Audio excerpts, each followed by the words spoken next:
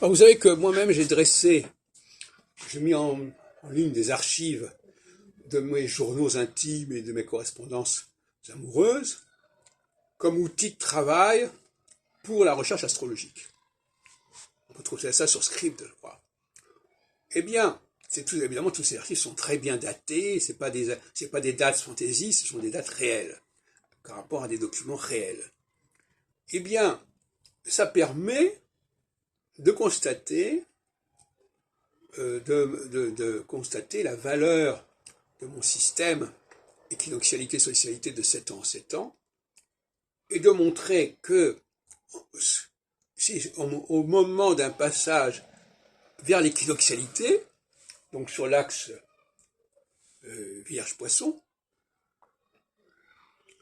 que les gens ont envie de se marier, c'est-à-dire de stabiliser leur situation, d'officialiser leur situation, par opposition au Pax, à l'union libre, etc. Et inversement, la perspective du divorce et la séparation, la rupture, est typique de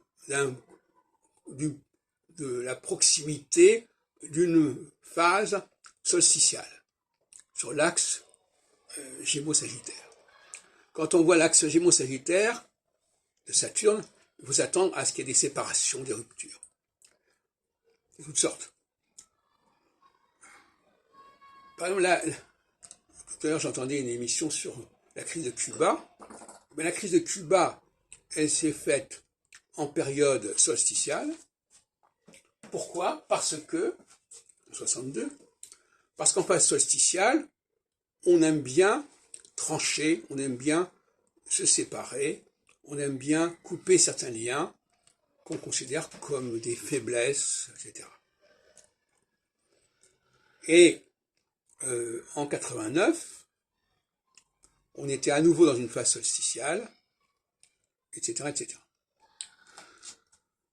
Ce qui aboutit à ce que des pays qui étaient sous la coupole, sous la coupe de l'Union soviétique, ce qui était une forme d'équinoxialité, de dépendance, eh bien, ont voulu s'en sortir, s'en émanciper. Et ça ne veut pas dire qu'il n'y ait pas, alors ça c'est un peu pervers ce que je vais dire, ça ne veut pas dire qu'il n'y ait pas parfois des rapprochements en phase solsticiale, mais on se rapproche de quelqu'un pour mieux s'en séparer. Parce que pour avoir la satisfaction de rupture, il faut qu'il y ait une alliance. Et pour avoir la satisfaction de retrouvailles, il faut qu'il y ait une rupture. Donc tout ça est assez dialectiquement soudé, si on peut dire.